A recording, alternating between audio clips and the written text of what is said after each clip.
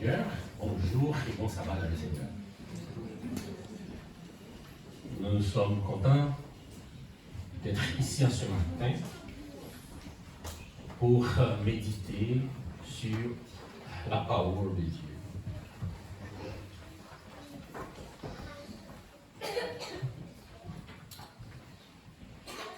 Donc, nous voulons saluer tous nos amis ici présents.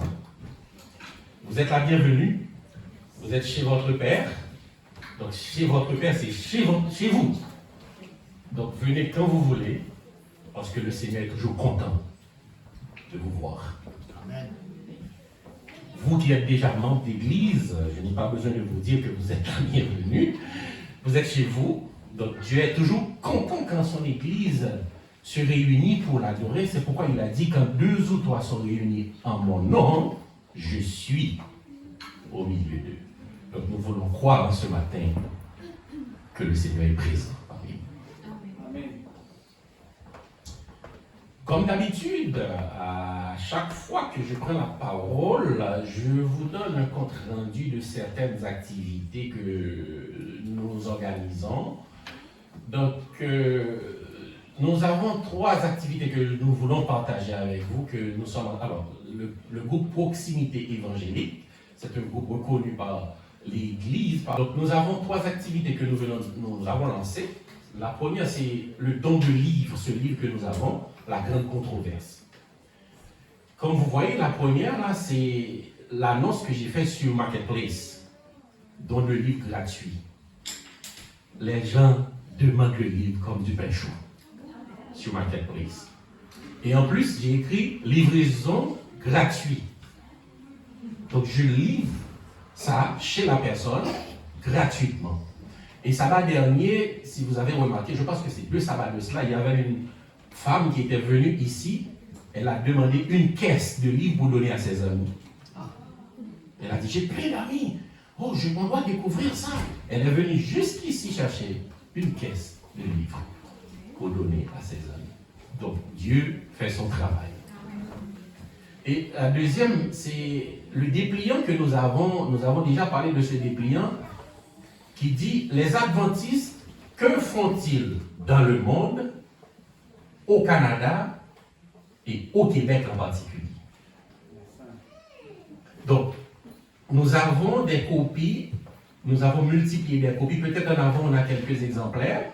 Donc, c'est pourquoi on a eu l'idée pour faire ce dépliant, c'est parce qu'à chaque fois qu'on cogne dans une porte, on pense qu'on est des témoins de Jéhovah, qu'on est d'autres personnes. Mais quand on dit aux gens, non, nous sommes des adventistes. Les adventistes, c'est qui? Qui sont les adventistes? Donc, on constate que les gens ne savent pas qui sont les adventistes. Alors, ici, à Québec. Donc, c'est pourquoi nous avons eu l'idée de mettre ce dépliant sur pied qui parle plus ou moins ce que nous faisons dans le monde, au Canada et à Québec en particulier. La troisième annonce aussi, c'est le site web, c'est une chaîne YouTube, pas un site web. Une chaîne YouTube que Proximité Évangélique a créée où nous allons avoir une section. Comme mes enfants sont en train de travailler sur des sujets bibliques, des histoires bibliques, des vidéos avec des histoires comme la création. Le premier jour, qu'est-ce que Dieu a fait? Le deuxième jour, qu'est-ce qu'il a fait? Donc, avec ça, c'est une source où un enfant peut... Les enfants aiment YouTube. Donc, au lieu d'aller regarder d'autres choses sur YouTube, donc on peut aller regarder les histoires bibliques. Donc, on est en train de préparer les vidéos. On a 8 vidéos, mais qui sont des prédications pour le moment, mais on travaille sur... la chaîne pour que les enfants puissent avoir des choses en français et qui sont faites par les enfants comme eux. Donc c'est ça et que je voulais partager avec vous, des activités pour aider que l'évangile puisse être propagé le plus loin que possible. Et c'est ça que Dieu nous demande, l'ange qui prêche par le milieu du ciel ayant un évangile éternel pour l'annoncer aux habitants de la terre. Et non pas à un peuple, mais à toute la terre que l'évangile va être annoncé. Nous avons comme vous le savez, eu un processus d'étude pendant les moments de prédication où, à chaque fois, nous présentons une vérité ou une croyance fondamentale de l'Église adventiste du 7e jour. Nous avons déjà vu la Bible comme la source de notre foi. Nous avons vu la Trinité, le Père, le Fils, nous avons vu le Saint-Esprit. Nous avons déjà vu la création et nous avons vu la 7e croyance qui est la nature de l'homme. Et nous sommes arrivés à la 8e croyance fondamentale de l'Église adventiste du 7e jour, qui est le grand conflit. Le grand conflit. Je ne sais pas, j'ai remarqué ce matin que c'est ce matin en arrivant à l'église que je me suis rendu compte que le message du grand conflit fait écho avec la leçon de la semaine. Ça fait écho. Et en plus, si on regarde le texte que Linda a lu ce matin, Matthieu 4.4, ça fait écho aussi au message que nous avons présenté. Donc, Dieu arrange ses affaires comme bon lui semble. Et c'est pourquoi, dans ce matin, nous allons méditer sur ce thème. Jésus, victorieux du grand conflit. Faisons une courte prière. Seigneur, merci pour le privilège que tu nous donnes de prendre la parole en ton nom, Seigneur. Nous ne sommes pas dignes pour prendre la parole en ton nom, mais nous te demandons, comme tu l'as fait pour Isaïe, Seigneur, et brûle nos lèvres avec le charbon ardent de ton autel, afin que ta parole soit prêchée sans aucune altération. Fais cela pour nous, au nom de Jésus. Amen. Le texte de base que nous avons lu, que nous trouvons dans Jean chapitre 16 et le verset 33, que je vous invite à relire le texte, que nous trouvons dans Jean chapitre 16 et le verset 33, c'est aussi à l'écran, qui dit ce qui suit. Je vous ai dit ces choses afin que vous ayez la paix en moi. Vous aurez des tribulations dans le monde, mais prenez courage, j'ai vaincu le monde. C'est un texte extraordinaire où Jésus nous rassure. Certes, vous aurez des tribulations dans le monde, c'est vrai, mais prenez courage. Pourquoi? Parce que moi, Jésus, j'ai vaincu le monde. Nous avons un sauveur qui a vaincu déjà le monde, qui a vaincu Satan. Donc nous n'avons rien à craindre parce que Jésus que nous suivons, il a déjà vaincu Satan. Donc il ne nous reste qu'à rester attachés à lui et nous aussi, nous serons plus que vainqueurs. Et notre démarche du jour, on va avoir 3 points. 3 points. Et on va essayer d'aller rapidement, parce que l'heure nous fait la guerre, mais on va avoir 3 points. Le premier point, c'est où a commencé le conflit. Et deuxième point, le conflit est venu où en deuxième lieu. Et un troisième point, le troisième point, nous allons voir qui peut nous délivrer de ce conflit. Ce sont les 3 points que nous allons voir rapidement en ce matin. Mais d'abord, je vais lire pour vous la position officielle, comme je le fais toujours, la position officielle de l'Église adventiste face à cette 8e croyance fondamentale de l'Église que nous trouvons dans le manuel d'Église.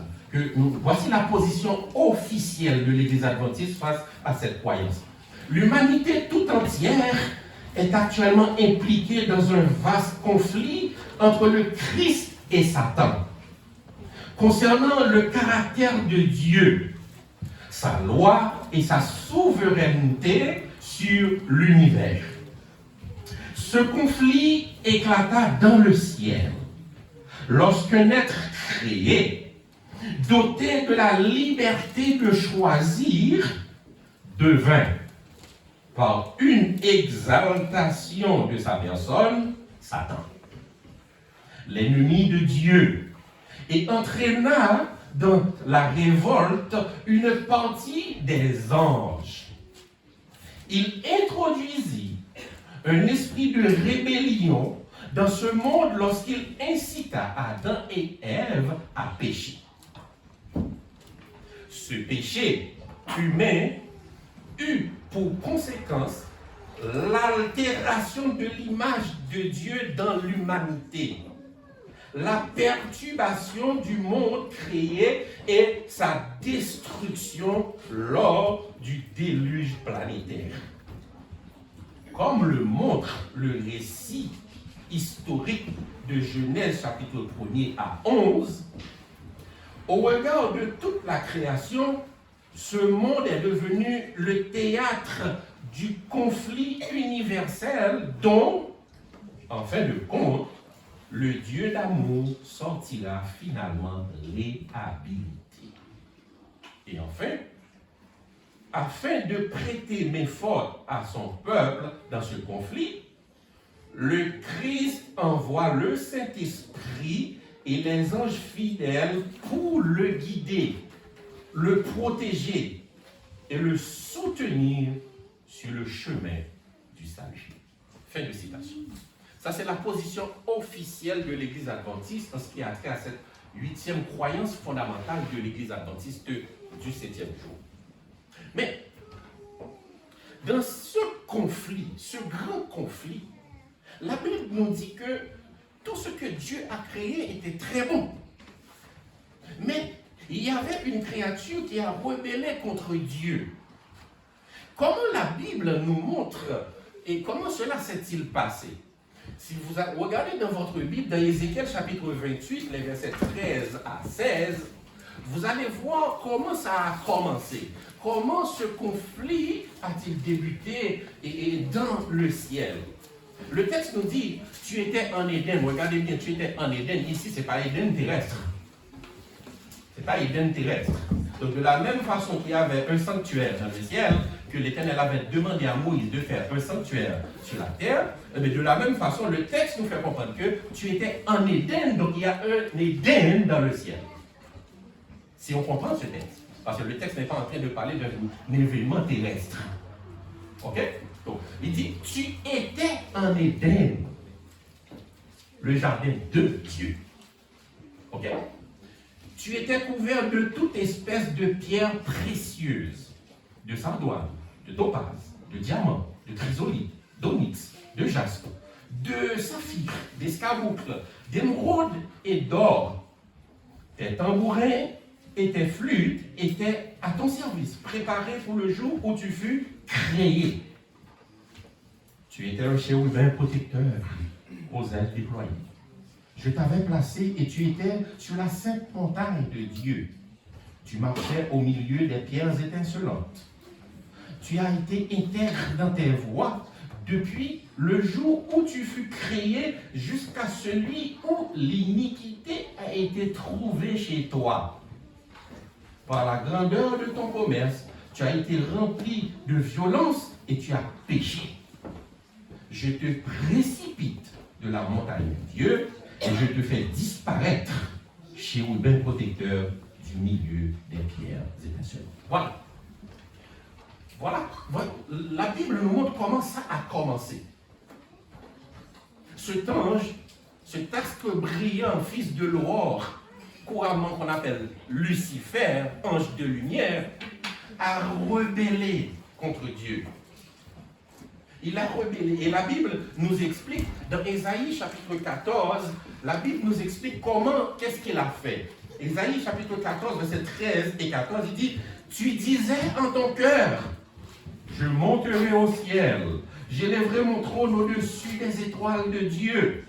Je m'assiérai sur la montagne de l'assemblée à l'extrémité du septentrion.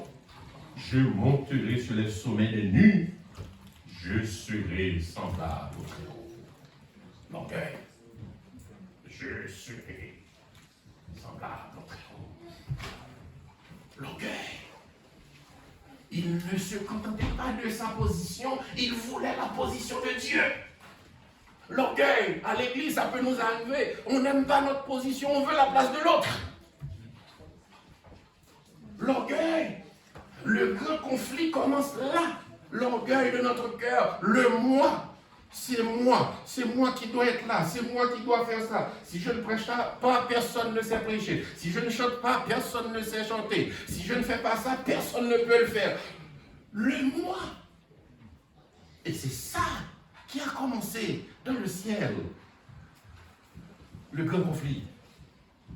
Et la Bible nous montre, non seulement qu'il a eu l'idée, il a eu l'idée, mais il a mis en action son idée. Dans Apocalypse 12, Apocalypse nous montre comment ça s'est passé dans le ciel. Il a mis en action son plan. Apocalypse 12, verset 7. Nous allons lire plusieurs textes pour expliquer ce que nous sommes en train de dire.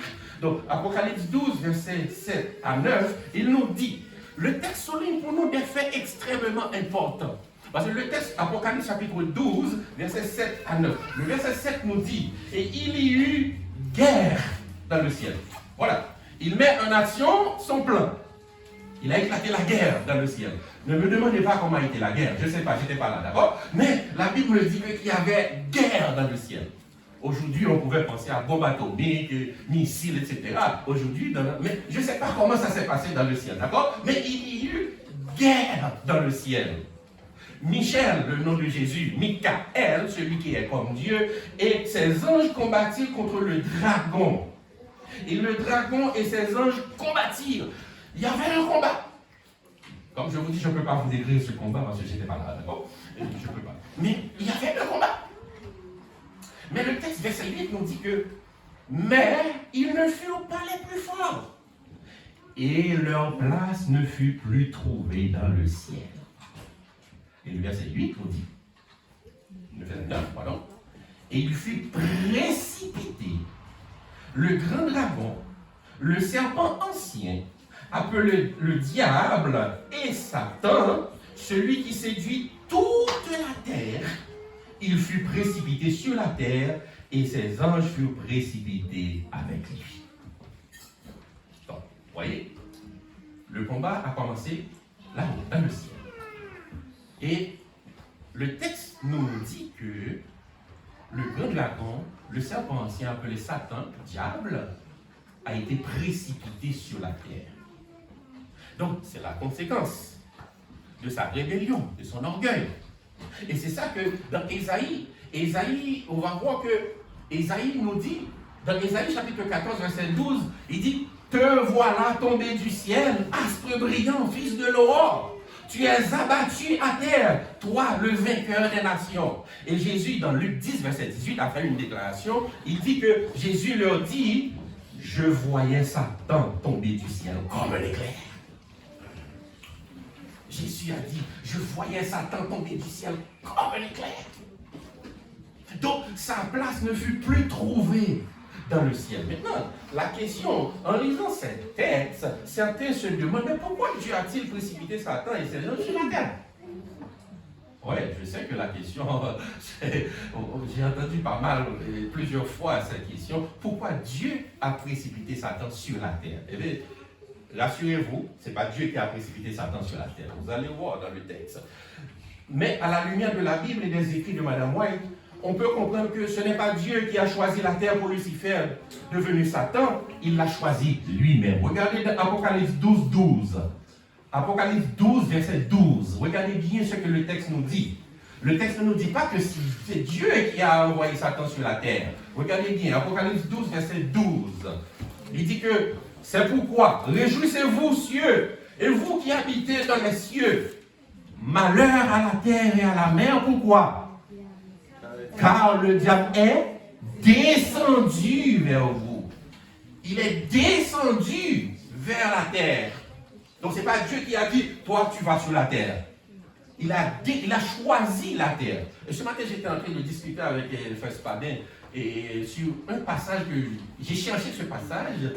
Je n'arrive pas à le trouver que Mme White a dit que quand Dieu a mis Satan dehors dans le ciel, il a visité d'autres planètes qui n'ont pas reçu, c'est la Terre qui a reçu.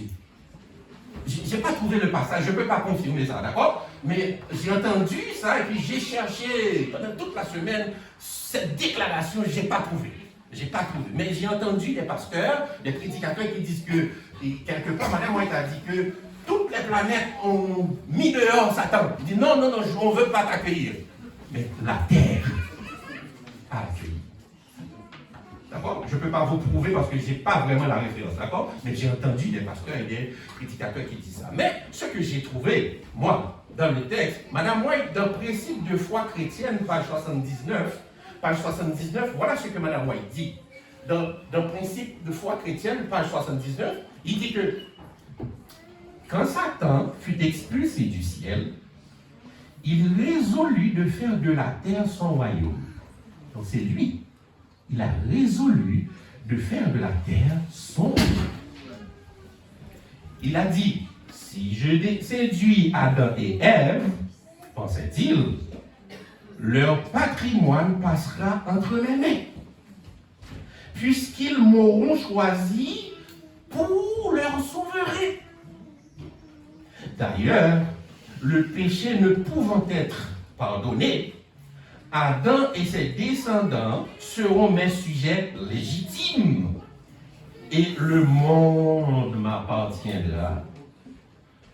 Son plan fut déjoué quand Dieu livra son Fils unique égal à lui-même en rançon pour le péché, ouvrant ainsi à l'homme la voie de la réconciliation et sa rentrée au paradis.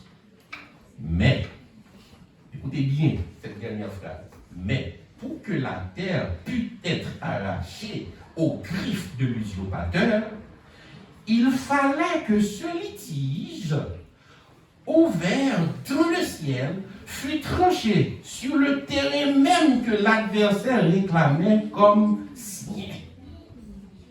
Voilà. Il devrait être battu sur son terrain. Parce que quand il a été expulsé du ciel, il a choisi la terre comme son royaume. Il voulait faire de nous ses serviteurs, ses suppôts. Et puis Dieu a dévié son plan en envoyant son Fils unique mourir sur la croix. Quand il a tué Jésus à la croix, il était content. Il dit, j'ai tué le Fils de Dieu, j'ai tué l'héritier du ciel et de la terre. Mais il n'a pas compris que c'est la victoire qu'il a donnée à Jésus en tuant Jésus. Parce que Jésus était venu justement pour ça, c'est pour mourir pour vous et pour moi. Donc Jésus a accompli sa mission et il est victorieux dans ce combat, dans ce conflit entre Satan et lui. Amen. À partir de là, le conflit devient un conflit cosmique, planétaire. Parce que ça a pris naissance au ciel et c'est venu sur la terre. Maintenant, ça devient un conflit cosmique. L'univers est impliqué dans ce conflit. Et il faut un plan de salut pour la planète. Il faut sauver la planète. Il faut quelqu'un. Ce n'est pas un plan comme le plan de Marvel, où Marvel a réuni Hulk, Thor, Superman, Batman pour sauver la planète. Non, ce n'est pas un plan comme ça, d'accord, que les enfants aiment bien. Donc il réunit tous les super-héros pour sauver la planète. Hulk, Thor, Superman, Batman, Spider-Man, Flash, Captain America et j'en passe. Il les réunit dans un combat pour sauver la planète. Mais c'est pas comme ça que la planète va être sauvée. Celui qui va sauver la planète, c'est Jésus de Nazareth. C'est Jésus, c'est pas Thor, c'est pas Spider-Man, d'accord? C'est pas Hulk. Quand il s'énerve, il peut briser le monde entier. Quand il s'énerve, Hulk. Donc, c'est pas eux qui vont sauver la planète, mais c'est Jésus qui peut sauver la planète. Donc, le premier point, nous avons vu que le conflit a commencé dans le ciel et est venu sur la terre. Mais comment ça s'est passé sur la terre? Il y a quelques points que je voulais souligner. Je vais très vite parce que comme je vous dis, l'heure nous fait la guerre, mais il y a des points extrêmement importants que nous devons souligner.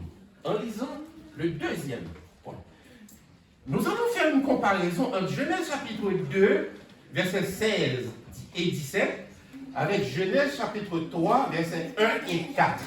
Vous allez comprendre c'est quoi ce conflit. N'oubliez pas, ce conflit concerne le caractère de Dieu, la parole de Dieu, les commandements de Dieu. C'est ça le conflit, la base du conflit, c'est de renverser les commandements de Dieu. Maintenant, mettez en parallèle ces deux textes, du chapitre 2 et du chapitre 3. Nous allons découvrir quelque chose. Regardez bien. Genèse 2, excusez-moi, je vois.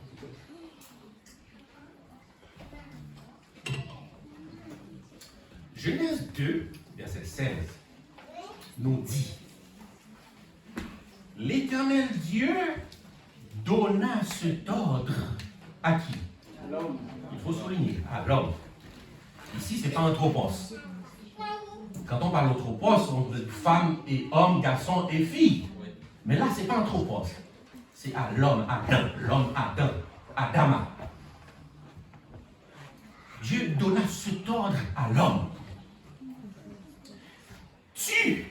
Regardez bien le texte. Tu pourras manger de tous les arbres du jardin. Pesez sur les mots, c'est très important. Vous allez voir la subtilité de Satan pour dévier la parole de Dieu de notre esprit. Dieu dit, tu pourras manger de tous les arbres du jardin. Verset 17. Mais encore, tu ne mangeras pas de l'arbre de la connaissance du bien et du mal. Pourquoi? Car le jour où tu en mangeras, tu mourras. Vous voyez que je pèse sur les mots. Maintenant, allons dans Genèse chapitre 3, versets 1 et 4. Vous allez remarquer quelque chose. Le verset premier nous dit que, et le verset déjà nous met dans une ambiance, parce que le verset a utilisé un superlatif. Il dit que le serpent était le plus rusé de tous les animaux des champs que l'Éternel Dieu avait fait. Un superlatif. Le plus rusé.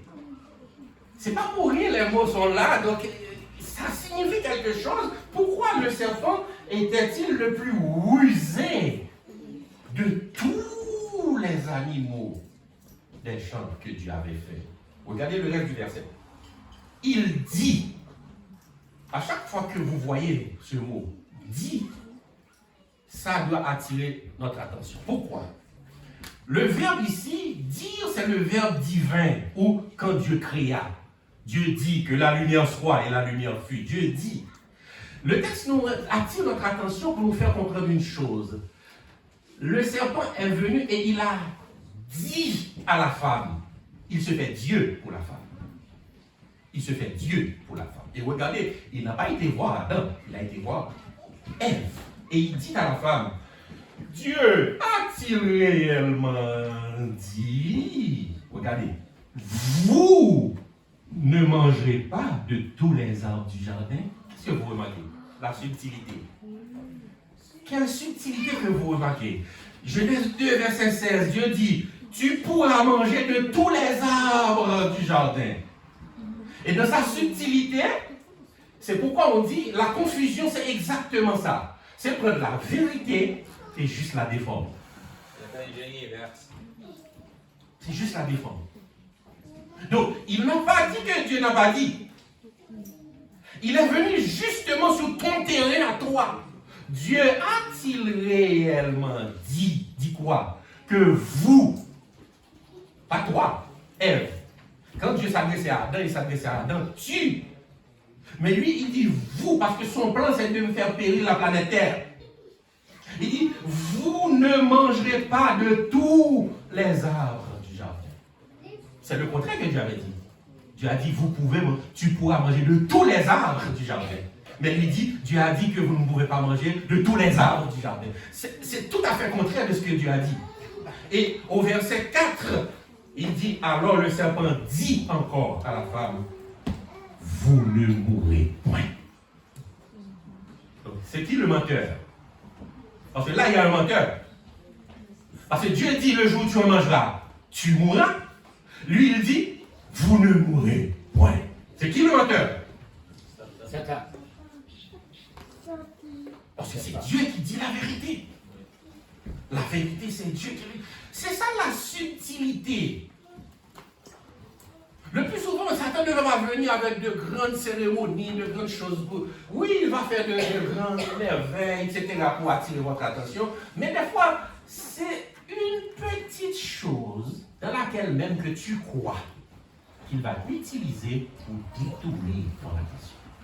Et c'est ce qu'il a fait avec nos premiers parents.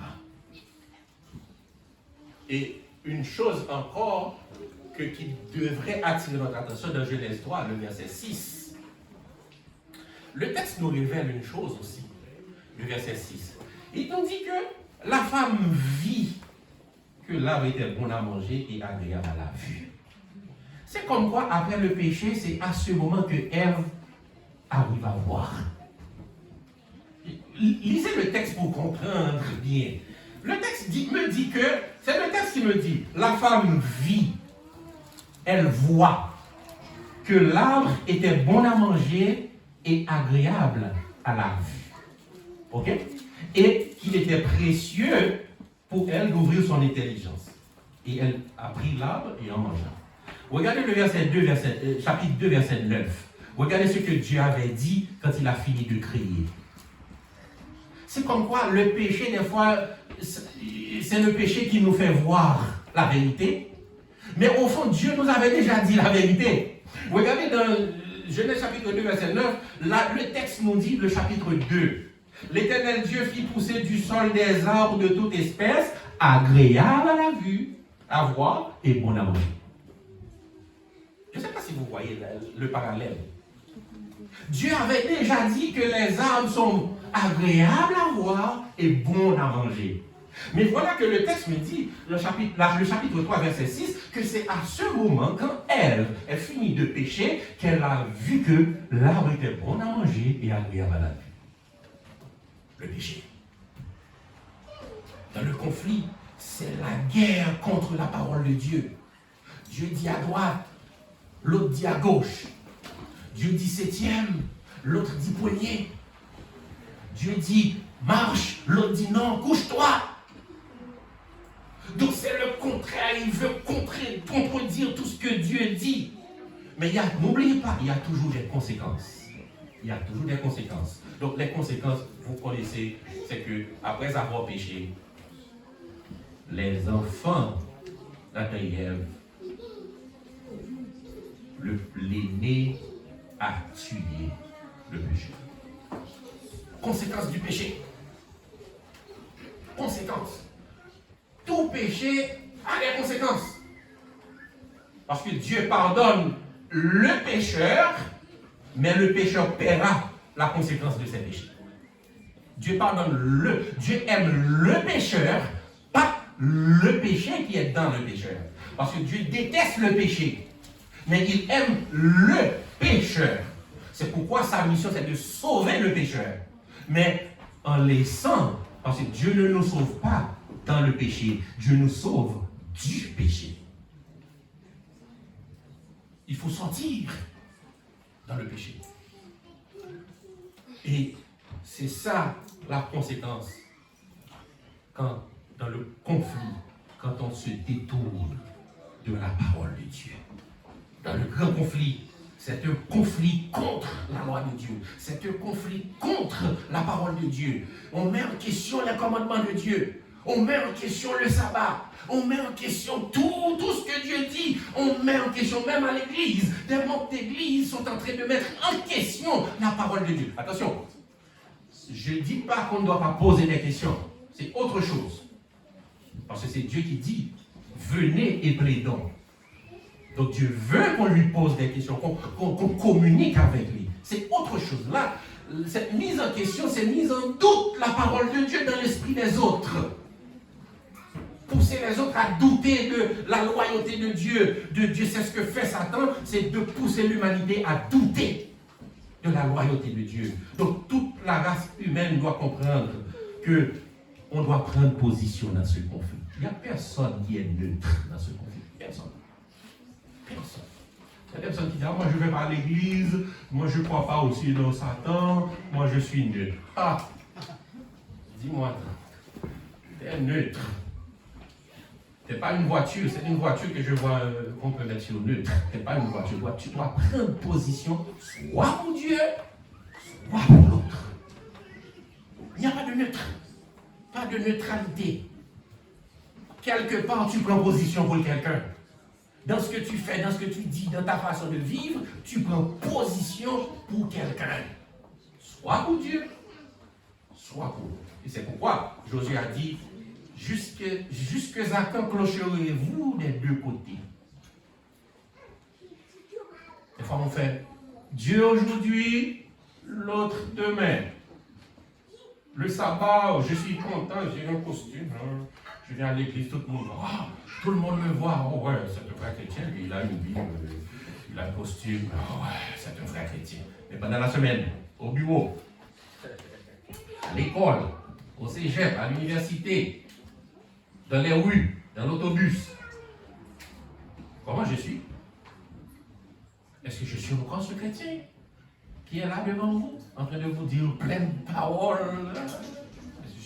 Je suis la même personne ou je suis métamorphosé, je suis une autre personne? C'est important parce que l'ennemi, c'est ce qu'il fait de nous. Donc, nous avons pour mission aujourd'hui pour apprendre aux jeunes et aux enfants à se confier en Dieu. À se confier, à s'attacher à la parole de Dieu. À l'école, on va vous dire, oh non, la Bible, c'est pas la vérité. La Bible, ce sont des histoires. Aujourd'hui, il commence à dire que la Bible, c'est une parole sur Dieu. C'est pas la parole de Dieu. C'est très différent. C'est une parole sur Dieu, mais ce n'est pas la parole de Dieu. Donc, ce sont des subtilités qu'il commence à mettre dans les écoles, dans les universités, avec les amis. Il commence à mettre des virus dans notre esprit. Alors, je parle le langage informatique, la virus, mais il faut un informaticien pour enlever ce virus pour vous. Là. Mais là, on parle qu'il faut prier Dieu, il faut lire la Bible. Il faut s'attacher à la parole de Dieu. Il faut rester. On a pour devoir d'apprendre à nos jeunes, à nos enfants, à s'accrocher à Dieu. Parce que la clé de la vraie réussite n'est nulle part ailleurs qu'en Dieu. Regardez ce que Josué a dit dans Josué 1er verset 7. Regardez ce que Josué a dit. Fortifie-toi seulement et aie bon courage, en agissant fidèlement selon toute la loi que Moïse, mon serviteur, t'a prescrite. Ne t'en détourne ni à droite, ni à gauche, écoutez bien, afin de réussir dans tout ce que tu entreprendras. Moi, j'aime ce verset. Quand j'ai envie de réussir dans ma vie, je plonge dans ces versets. Je dis, Seigneur, c'est toi qui m'as dit. Parce que Madame White, on dit, il faut prendre Dieu au mot. Quand Dieu nous fait une promesse, il ne peut pas mentir. C'est toi qui m'as dit que je dois me fortifier, je dois avoir du bon courage en agissant fidèlement selon ta loi. Et tu me dis que si je fais ça, je réussirai dans tout ce que j'entreprends. Donc Seigneur, je crois dans cette parole. Et je crois que grâce à toi, je vais réussir. Il faut que nos jeunes, nos enfants apprennent à faire confiance à Dieu. Aujourd'hui, on fait confiance à YouTube, on fait confiance à plein de choses. Écoutez, notre confiance doit se placer en Dieu et en Dieu seul. Amen. Nous n'avons pas à avoir honte de parler de Dieu. Les autres n'ont pas honte. Voici le mois qui s'en vient, là, vous allez voir, l'Halloween, là. Ils n'ont pas honte. Des gens avec des bras coupés, avec du sang dans leur voiture pendant l'Halloween, des choses horribles. Des fois, ça nous choque quand on voit ces choses, des têtes de mort. Ils n'ont pas honte. Et moi, pourquoi j'aurais honte de parler de mon Dieu? Pourquoi? Pourquoi? Donc, on n'a pas à avoir honte de parler de Dieu parce que c'est lui qui sauve l'humanité de ce grand conflit cosmique. Et pour le dernier point, comme nous lisons dans les messages à la Genèse, chapitre 13, il a ce titre: La tentation n'excuse pas le péché. La tentation n'excuse pas le péché. Message à la Genèse, chapitre 13.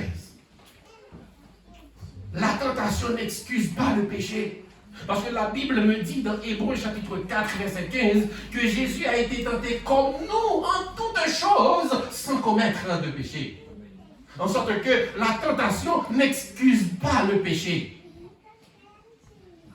On ne peut pas prendre prétexte, oh oui, c'est lui qui m'avait tenté. Non. C'est ta responsabilité. C'est ta foi en Dieu. C'est ta conviction. Si quelqu'un te dit, ah, fume, comme la démonstration que Wilmer avait fait dans le camp, si quelqu'un te dit, voici, oh, juste une fois, ça ne va pas déranger. C'est ta conviction. Maman n'est pas là, papa n'est pas là. Les dirigeants d'église ne sont pas là. C'est toi face à ton Dieu pour dire non, ma foi, ma conviction, je ne fume pas. Ah non, tu peux boire un peu d'alcool. Non, ma foi, ma conviction, je ne bois pas d'alcool. C'est ma conviction. Et c'est ça, nos jeunes, nos enfants. Et je suis content, le culte des jeunes et qui parle de cette croyance-là. Félicitations, que Dieu vous bénisse, chers jeunes, et avancez avec ça, parce que c'est important que nos jeunes s'accrochent à la parole de Dieu. Parce que si Satan enlève la parole de Dieu, il ne nous reste rien en tant que chrétiens. Il ne nous reste rien.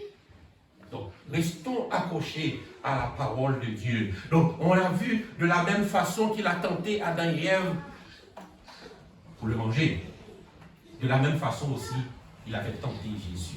Le texte que Linda a lu, après avoir jeûné 40 jours et 40 nuits, qu'est-ce qu'il a fait? De la même façon qu'il a poussé Adam et Ève à manger le fruit défendu, eh bien, il est allé aussi vers Jésus pour lui dire, si tu es fils de Dieu, fais donc ces pierres deviennent des pains. Parce que tu as faim. Après avoir passé 40 jours, 40 nuits pour jeûner, donc tu as faim. Donc ordonne à ces pierres de devenir des pains. Le manger. Mais heureusement que Jésus s'est accroché à la parole de Dieu et il a répondu. Il est écrit, l'homme ne vivra pas de pain seulement, mais de toute parole qui sort de la bouche de Dieu.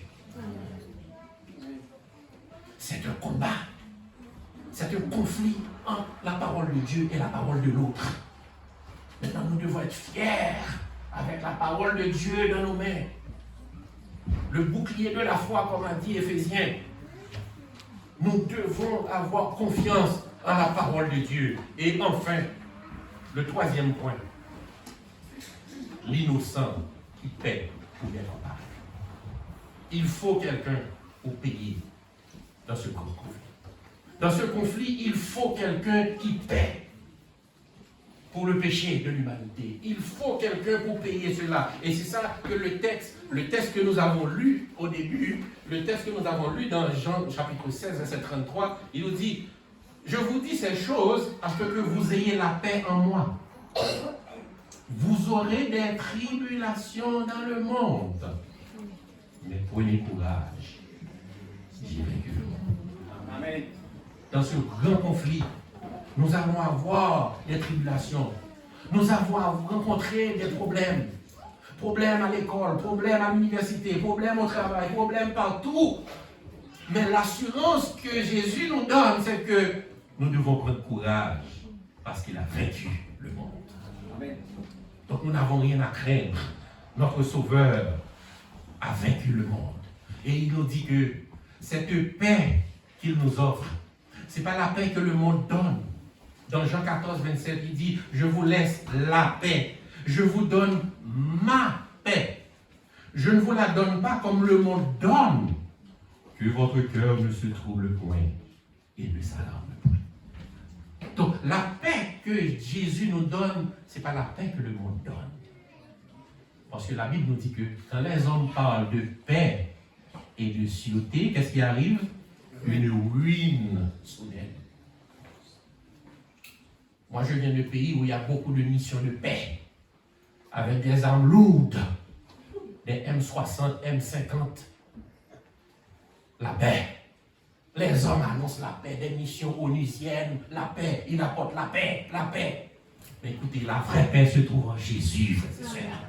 C'est Jésus qui donne la paix. Et comme nous dit le chant numéro 372, il nous dit, si tout est sombre, on ne perd pas courage. Ne doute pas du Dieu vivant.